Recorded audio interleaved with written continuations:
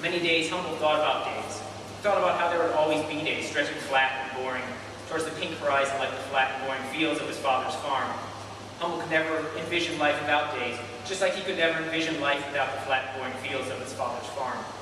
Some days, Humboldt thought days were tiny and plentiful like soybeans. Other days, he thought they were big and lumpy like soy pods. Other days, he thought days were like soy leaves, sprouting one on top of another, which was sprouting on top of another, which was sprouting on top of another. Weeks were like rows. No, months were like rows. No, days. Days were like rows, and each plant was an hour. No, each plant was a minute, and each soybean was a second. No, each soybean was a moment, a tiny measureless soy entity that stretched flat and boring towards life's pink, lifeless horizon. So many days, so many soybeans, so much sameness, the same pink, lifeless horizon, the same flatness, the same boringness of the dayness, no, of the soyness. Days and days and days. Living was akin to being a compulsive eater. Life was akin to one of those crass, all-you-can-eat buffets that cluster around major highway exchanges and attract obese people like roadkill, attracts vultures. And just when you thought you had eaten enough days and couldn't possibly stuff one more down your throat, you were served another day. And after that day, another day. And after that, another day, another day. Life is a crass, all-you-can-eat day buffet. No, life is a casserole, served at a crass, all-you-can-eat day buffet. No, life was a row of soy leaves sprouting on top of one another. No, life was a casserole. A casserole made of days and soybeans. A casserole whose blandness stretched to the horizon and attracted obese vultures. The casserole fields, the pods of life, and inside day beans. So soy many, so tiny, so big, so empty, so full, so green, so soy boring, so overwhelming. Inevitably, Humboldt would be so overwhelmed by the soyness of the day fields that he would have to lie down. Then those same flat and boring green fields, he would stretch his arms and legs like fleshy pink leaves, sprouting towards the lazy, lifeless horizon.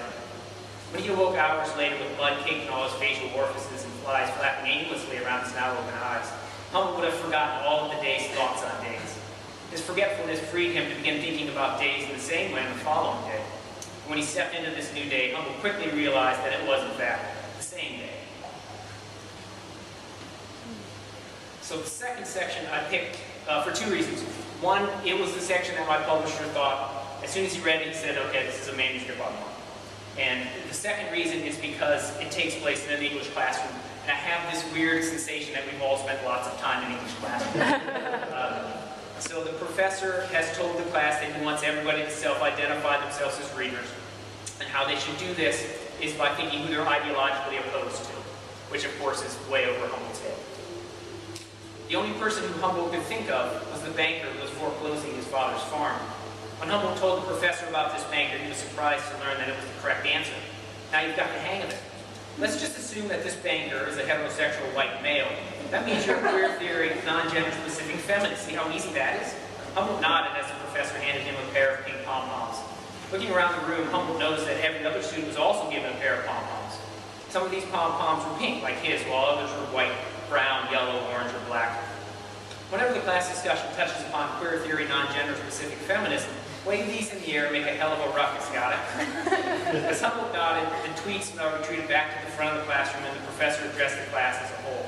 All right, let's begin our class discussion. Everyone ready? A roar tore around the room as everyone clutched their pom-poms and nodded with great expectation. We'll begin with some analytical cheerleading. Let's start with Raymond Carver. Old white pom-poms exploded skyward to cries of hooray! Very good. What about Jonathan Safran Foer? Green, broccoli-shaped pom-poms shook with vigor to cries of foo-yay! Joanne Raleigh. Wizardry pom-poms affixed to broomsticks, quidditch the sky to cries of JK. E.L. James, pervy pom-poms affixed to sex toys, shook seductively, horn-a. Suzanne Collins, pom-poms mounted atop crossbows, shot towards the ceiling, hungry. Toni Morrison, black pom-poms resembling Oprah on a bad hair day, shook belovedly, Tone. Stephen King, lobster-shaped pom-poms clawed the sky, Scare-a. Ann Patchett. Confederate flag pom-poms shook operatically, Patch-a. Ian McEwen, Irving Welsh, Zadie Smith, John Manville, and Martin Amis. Pom-poms emblazoned with the Union Jack rose to shouts of UK. Michael Chabon, Nicole Krauss, Paul Auster, Jennifer Egan, and Martin Amis. Pom-poms resembling bagels and basketball nets shot into the air to shouts of BK. William Shakespeare. Silence.